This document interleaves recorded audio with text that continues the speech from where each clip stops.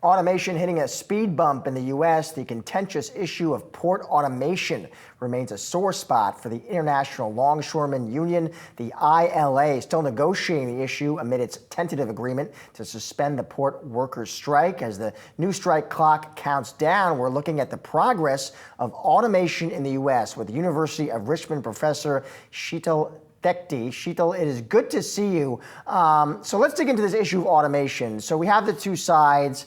They've worked out some parts about this, but they're still negotiating on this question of port automation. What's at stake in this issue, and how do you actually see it playing out?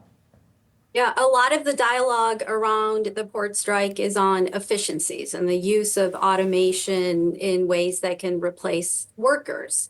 And I feel that the argument has been very narrow in that there are many other considerations. For example, the past few weeks, past few months, decades have shown us that extreme events and atypical working conditions are prevalent. We're seeing that with the natural disasters happening recently with the hurricanes, wildfires, extreme heat, and generally unsafe working conditions. And the potential is that the AI and the technology can actually help improve health and safety of workers, which is incredibly important. And I feel that's generally missing in a lot of the dialogue that we're seeing.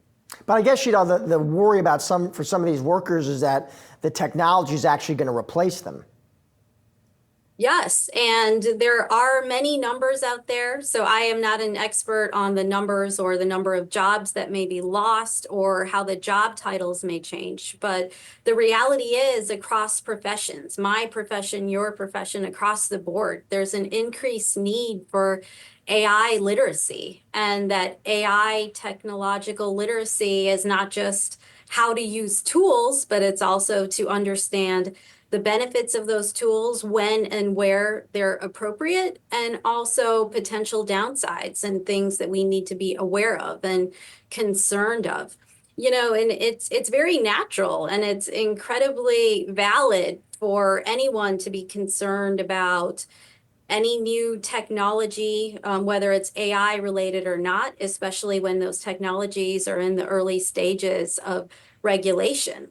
Trust in technologies, it happens over time, and it happens with experience and through meaningful dialogue among stakeholders. And it doesn't just happen overnight.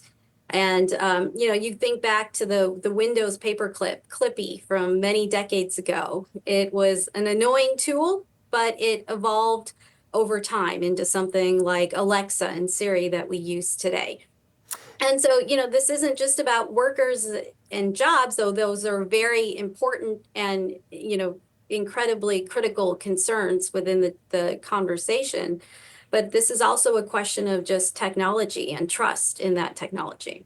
One expression I've heard, Sheetal, is folks say, ultimately how this is going to play out is it's not AI that's going to take your job. It's somebody who knows how to use AI that's going to take your job. You think there's any truth to that, or too simplistic?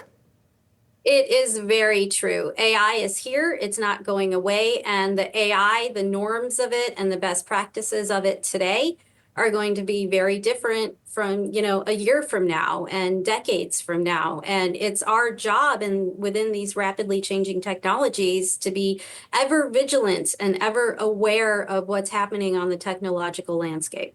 How do we make sure, Sheetal, that the most people possible benefit from that technology? Yeah, well, the most people can benefit from a technology when it's carried out in ethical and trustworthy ways. And I can't say what the end result is many decades from now, but what we have to do in the near term is take steps aware that we have to balance many different objectives and concerns in the meantime and let the technology evolve. Technology is not just like a light switch. It's either on or off, but little changes happen over time. And we need to make sure that those little changes are stakeholder informed and done in ethical ways. You brought up, last question, Sheetal. You brought up an interesting question, which is that with this port strike, you have both sides now at the table, and they're talking and apparently debating this issue of port automation. What's interesting about that to me is that automation technology it's evolving. Obviously, it's constantly changing. I mean, the automation today will look different than 5 years today, 10 years today. So how do you actually negotiate that? Yeah, what you have to negotiate is possibly points in time in which that negotiation gets reevaluated. Nobody, not even experts today know what the landscape is going to look like. And so making careful consideration of the timeline of renegotiation will be critical. Chantal, thank you so much for joining us. Appreciate your input. Thank you very much.